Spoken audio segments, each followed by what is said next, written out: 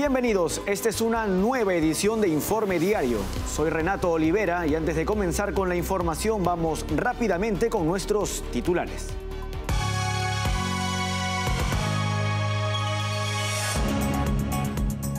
En Brasil, el juez José Antonio Dias Toffoli del Supremo Tribunal Federal anuló los fallos judiciales contra Marcelo Odebrecht relacionados con el caso Lava Jato. El presidente de Ecuador, Daniel Noboa, declaró el estado de excepción por 60 días en las provincias Guayas, Santa Elena, Manabí, El Oro, Los Ríos, Sucumbíos y Orellana. El asesor de Seguridad Nacional de la Casa Blanca, Jake Sullivan, expresó su descontento ante la decisión de España, Irlanda y Noruega de reconocer a Palestina como un Estado independiente. El ministro británico de Defensa, Grant Shapps, acusó a China de estar proporcionando ayuda letal a Rusia en su invasión contra Ucrania. Comenzamos con el desarrollo de la información. En Brasil, el juez José Antonio Dias Toffoli del Supremo Tribunal Federal anuló los fallos judiciales contra Marcelo Odebrecht relacionados con el caso Lava Jato. Esta decisión implica el cierre de todos los procesos penales contra Odebrecht, aunque se mantiene el acuerdo de culpabilidad. Dias Toffoli, designado por el presidente Lula da Silva en el año 2009, ha sido controvertido por haber anulado las sentencias contra el mandatario izquierdista en el marco del caso Lava Jato, llamándolas errores judiciales. Por su parte, Odebrecht viene siendo investigado desde el año 2014 por sobornos en contratos públicos en Latinoamérica. Esta decisión podría afectar futuras investigaciones internacionales y la colaboración entre países. El juez José Antonio Dias Toffoli del Supremo Tribunal Federal de Brasil decidió anular los fallos judiciales contra el empresario Marcelo Odebrecht relacionados con el caso Lava Jato, citando violaciones al debido proceso. A través de un comunicado, la máxima institución judicial del país informó que la orden emitida por Dias Toffoli implica el cierre de todos los procesos penales contra Odebrecht. No obstante, se mantiene vigente el acuerdo en el que él se declara culpable de varios procesos a cambio de beneficios judiciales. Es importante recordar que José Antonio Dias Toffoli es miembro del Supremo Tribunal Federal desde el 2009, designado por el presidente Luis Ignacio Lula da Silva durante su primer mandato. Este nombramiento fue polémico, ya que el magistrado había sido abogado del Partido de los Trabajadores mientras Lula era candidato a la presidencia, por lo que nombrar como juez del Supremo Tribunal Federal a alguien que era cercano al partido político del mandatario izquierdista era controversial. Además, en el 2018, meses después de ser designado como presidente de la máxima institución judicial del país, Dias Toffoli anuló las sentencias contra Lula da Silva en el marco del caso Lava Jato, calificándolo como uno de los mayores errores judiciales en la historia de Brasil. Por su parte, Marcelo Odebrecht, expresidente de la constructora Odebrecht, fue investigado desde el 2014 por sobornos a cambio de contratos de obras públicas en varios países de Latinoamérica, incluyendo Brasil, México y Perú. En Brasil, estas investigaciones se llevaron a cabo dentro de la operación Lava Jato. La decisión del juez Dias Toffoli genera preocupaciones, ya que podría debilitar los procesos e investigaciones en otros países. Aunque se mantienen los acuerdos de culpabilidad de Odebrecht, la anulación de los procesos podría afectar la disposición de las fiscalías para continuar con las investigaciones y perjudicar la colaboración entre diferentes países. Además, la anulación de los fallos contra Odebrecht podría tener repercusiones significativas, complicando los esfuerzos internacionales para abordar la corrupción y obstaculizando la justicia en varios casos relacionados con el escándalo Lava Jato. El presidente de Ecuador, Daniel Noboa, declaró el estado de excepción por 60 días en las provincias Guayas, Santa Elena, Manabí, El Oro, Los Ríos, Sucumbíos y Orellana. Noboa aseguró que esta medida marca la segunda fase de la guerra contra las bandas del crimen organizado, una lucha que inició a principios de este año. Hoy nos encontramos en una segunda etapa de la guerra, una guerra que se ha sectorizado. Las bandas criminales ante la ofensiva militar se han resguardado y atrincherado en 7 provincias: Los Ríos, Guayas, Santa Elena, Manabí, El Oro, Sucumbíos y Orellana. Prueba de esto son los sucesos que han ocurrido en las últimas 48 horas. Mi solidaridad total con los ciudadanos de estas provincias y mi total compromiso de que no nos arrebatarán la paz. No vamos a perder lo que hemos ganado. Por eso hoy presentamos un estado de excepción focalizado en las provincias que más necesitan que las Fuerzas Armadas y la Policía Nacional tengan libertad de acción. Para ganar en esta segunda etapa de la guerra necesitamos que se permita actuar a los militares. Que los delincuentes y terroristas que se amparan y se burlan de las fuerzas del orden y la justicia en su derecho a la inviolabilidad del domicilio sepan que lo van a perder. En Ecuador, en un operativo contra el crimen organizado, al menos 54 personas fueron detenidas este jueves. La operación, denominada Cero Impunidad 2, se llevó a cabo en 6 provincias costeras del país. Hablamos de Guayas, Santa Elena, Manabí, Los Ríos, Esmeraldas y El Oro, según informó la Policía Nacional. Estas detenciones forman parte de la segunda fase de la guerra declarada contra el crimen organizado por el presidente Daniel Noboa, quien decretó un nuevo estado de excepción en 7 provincias desde el día miércoles. Este estado de excepción es una respuesta a lo que Noboa ha identificado como un conflicto armado interno contra la delincuencia organizada, elevando la gravedad de la situación. La Policía Nacional informó que el operativo afectó a 15 bandas del crimen organizado, las cuales han sido catalogadas como grupos terroristas por el gobierno ecuatoriano. Además de las detenciones, se decomisaron 20 armas de fuego, 610 cartuchos, más de 24 kilos de drogas, 743 cápsulas detonantes, 604 tacos de dinamita, $30.560 en efectivo y 32 teléfonos móviles. El gobierno de Noboa ha intensificado la lucha contra más de una veintena de bandas criminales que operan en Ecuador, muchas de ellas involucradas en el narcotráfico. Estas mafias han contribuido al alarmante aumento de la violencia en el país, que registró en el 2023 una tasa de 45 homicidios por cada 100.000 habitantes, posicionando a Ecuador entre los países con más homicidios en Latinoamérica. El operativo Cero Impunidad 2 es un paso firme en la lucha del gobierno ecuatoriano por recuperar la seguridad y el orden, enfrentándose a estas organizaciones criminales que han sembrado el terror en diversas comunidades del país. En Venezuela, la líder opositora, María Corina Machado, declaró que la gran derrota en la calle ya se la dieron al régimen de Nicolás Maduro. Machado, conocida por su firme postura contra el gobierno chavista, subrayó que la movilización y el apoyo popular son claves para desafiar a la dictadura y resaltó que la verdadera victoria se alcanzará contando esos votos uno por uno el 28 de julio.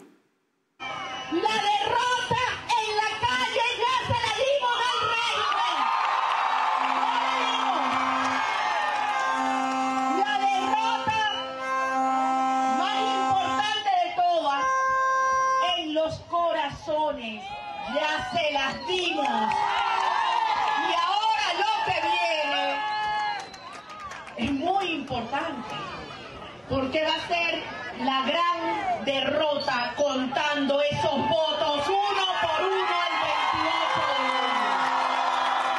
Y eso, mis amigos, mis hermanos adorados, eso es la gran tarea que le debemos a nuestros hijos. Hasta el final, vamos hasta el final contigo. Y más allá. Nosotros sí sabemos de qué se trata esta lucha que estamos dando. Nosotros sí sabemos que esto tiene que ver con la dignidad humana. Esto tiene que ver con que cada madre venezolana dijo: no me la calo más, no bajo más la cabeza. En España, el líder del Partido Popular, Alberto Núñez Feijóo, cuestionó al presidente del gobierno, Pedro Sánchez, por paralizar el país durante 5 días. Añadió que el líder socialista huyó del Congreso de los Diputados para evitar rendir explicaciones. Además, Feijóo expresó preocupación por la falta de transparencia y responsabilidad en la gestión gubernamental. No sé si lo recuerdan, pero Hoy hace solo 3 semanas el señor Sánchez salía de este hemiciclo y decidió parar el país porque no le gustó. No le gustó que un juez investigara una denuncia contra los negocios de su entorno y que un medio de comunicación lo publicara. Lo dije entonces y a la luz de sus palabras hoy me reafirmo. Señor Sánchez, no se fue de retiro a pensar si merecía la pena ser presidente. Se fue a pensar cómo afrontar el lío judicial que varias instancias de España y de la Fiscalía Europea están investigando. Huyó de este Congreso para no dar explicaciones y ha decidido volver a él para seguir sin ofrecerlas. Momento de una pausa en Informe Diario. No se muevan, que regresamos con más información. Café Sombra de Pino. Un café diferente que crece a la sombra de pinos en Villarrica. Ya lo saben, Café Sombra de Pino. Un café premium al alcance de todos.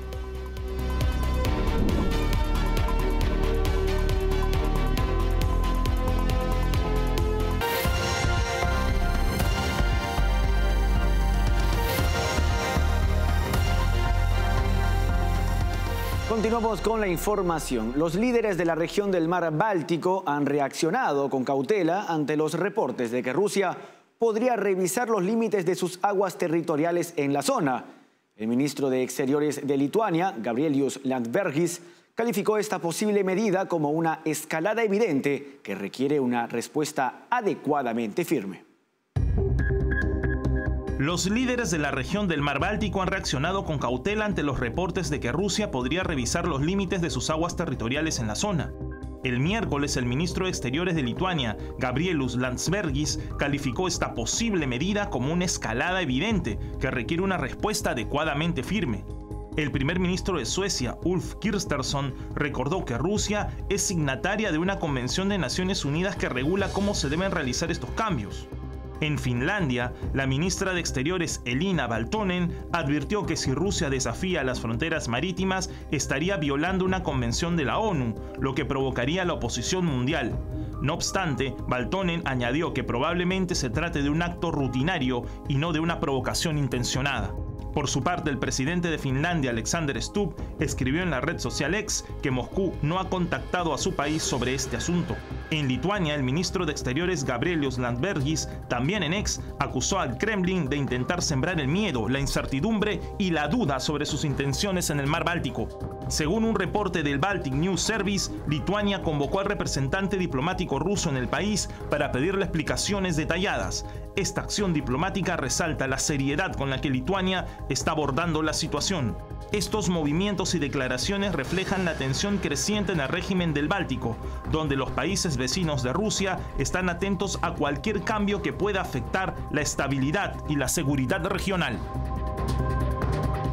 El asesor de Seguridad Nacional de la Casa Blanca, Jake Sullivan, expresó su desconcierto ante la decisión de España, Irlanda y Noruega de reconocer a Palestina como un Estado independiente, cuestionando cómo esta medida contribuirá a la paz en Oriente Medio.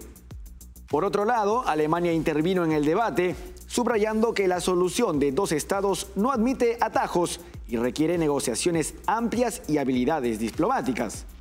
El primer ministro israelí, Benjamín Netanyahu, calificó la medida como un premio al terrorismo, enfatizando que no se puede otorgar un Estado a la maldad representada por los palestinos. El Ministerio de Exteriores de Israel tomó acciones adicionales en respuesta al anuncio del gobierno español de reconocer oficialmente al Estado palestino el próximo 28 de mayo. Israel llamó a consultas a su embajadora en España, Rodica Radian-Gordon, en un movimiento que refleja la seriedad con la que Israel considera esta decisión. Además, el país hebreo convocó a sus embajadores en Irlanda y Noruega, países que también han decidido reconocer a Palestina como Estado, para expresar su descontento formal con estas acciones. Estas medidas subrayan la firmeza de Israel en su postura respecto al conflicto israelí-palestino y su rechazo al reconocimiento unilateral de Palestina por parte de otros países. El gobierno de Taiwán rechazó enérgicamente los ejercicios militares de China alrededor de la isla, calificándolos como provocaciones irracionales que socavan la paz y estabilidad regional. El Ministerio de Defensa de Taiwán condenó estas acciones y reafirmó su compromiso de defender la soberanía taiwanesa, activando sus fuerzas marítimas, aéreas y terrestres en respuesta. Asimismo, Taiwán instó a la comunidad internacional a apoyar su lucha por la libertad y democracia frente a la creciente presión china.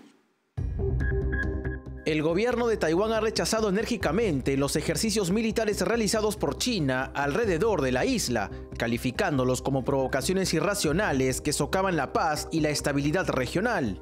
En un comunicado emitido este jueves, el Ministerio de Defensa Nacional de Taiwán condenó esas acciones hostiles, reafirmando su compromiso de defender la soberanía de la isla y reflejando la indignación del gobierno taiwanés ante las maniobras militares chinas. En respuesta a estas hostilidades, Taiwán ha activado sus fuerzas marítimas, aéreas y terrestres para garantizar la defensa de su territorio. Esta movilización subraya la determinación de Taiwán de proteger su independencia frente a las agresiones de China. El ministerio también criticó la mentalidad militarista del Partido Comunista Chino, argumentando que los ejercicios no solo no contribuyen a la paz y la estabilidad en el estrecho de Taiwán, sino que además destacan el expansionismo y la hegemonía del Partido Comunista Chino. Estas maniobras militares son un claro reflejo de las ambiciones de Beijing y su desprecio por la estabilidad regional. La comunidad internacional debe tomar nota de estas provocaciones y apoyar a Taiwán en su lucha por mantener su libertad y democracia frente a la creciente presión china. Las acciones de Beijing no solo amenazan la soberanía de Taiwán, sino que también representan un riesgo significativo para la paz en toda la región del Indo-Pacífico. El ministro británico de Defensa, Grant Shapps, lanzó una acusación contundente contra China, afirmando que el régimen de Xi Jinping está proporcionando o preparándose para proporcionar ayuda letal a Rusia en su invasión contra Ucrania. Esta revelación marca la primera vez que Gran Bretaña señala directamente a China como cómplice en el conflicto.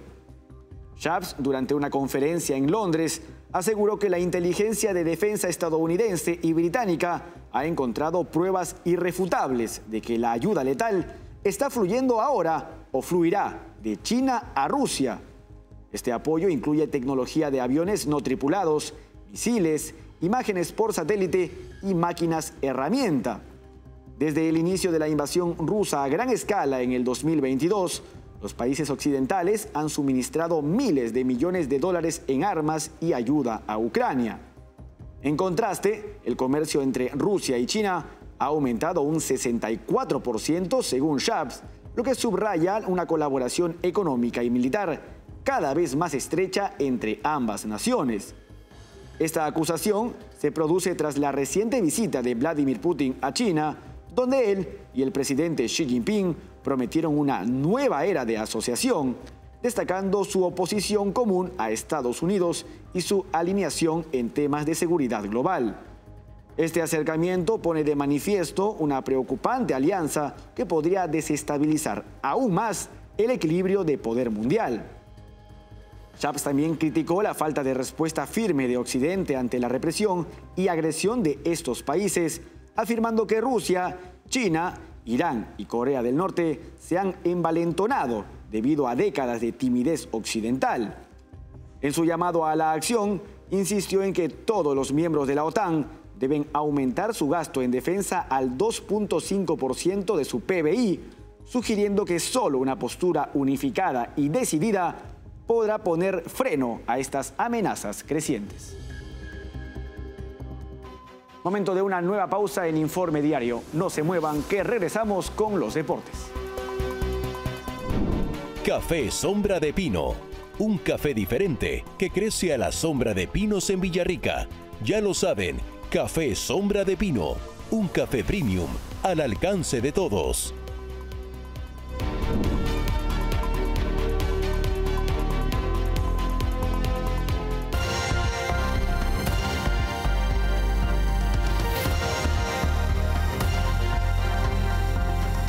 Regresamos con Informe Diario. Es momento de los deportes con Estefanía Álvarez.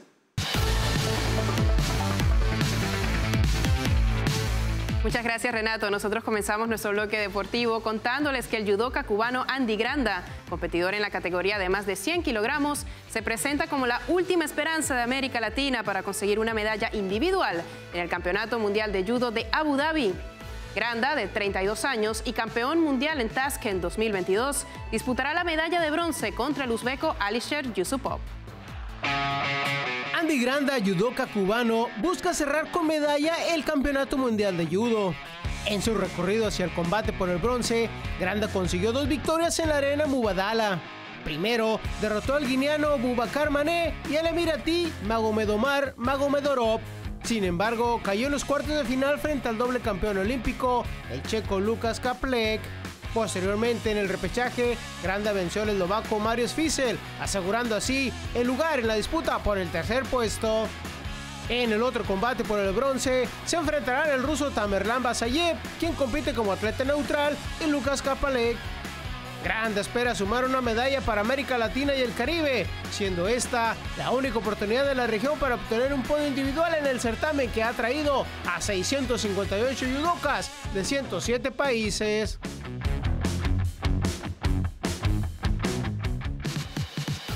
Pasamos al fútbol porque Defensor Sporting de Uruguay, con la participación del peruano Alfonso Barco, conquistó por segunda vez consecutiva la Copa Uruguay al vencer en el Estadio Centenario a Montevideo City Torque por 4-2 en la tanda de penaltis, después de empatar 2-2 en el tiempo reglamentario.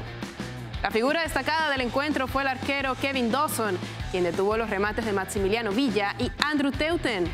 Por parte de Defensor Sporting, acertaron sus lanzamientos Octavo Rivero, Anderson Duarte, Renzo Giampaoli y Nicolás Rodríguez. El equipo violeta forzó la definición por penaltis al remontar en 2 ocasiones la ventaja de City Torque. Andrew Teuten abrió el marcador para City Torque a los 5 minutos. Sin embargo, Defensor Sporting empató por primera vez en el minuto 43, con un gol de cabeza de Octavio Rivero, asistido por Anderson Duarte, y un gol que fue inicialmente desestimado por el árbitro, pero posteriormente confirmado por el VAR. En el segundo tiempo, Joaquín Ceballos adelantó nuevamente a City Torque, gracias también a la confirmación del VAR. Pero Defensor Sporting empató de nuevo a falta de 7 minutos para el final con un gol del delantero Nicolás Wunsuj. Este es el primer título que Alfonso Barco logra con la camiseta de Defensor Sporting, club al que llegó en el 2023 procedente de Universitario de Deportes.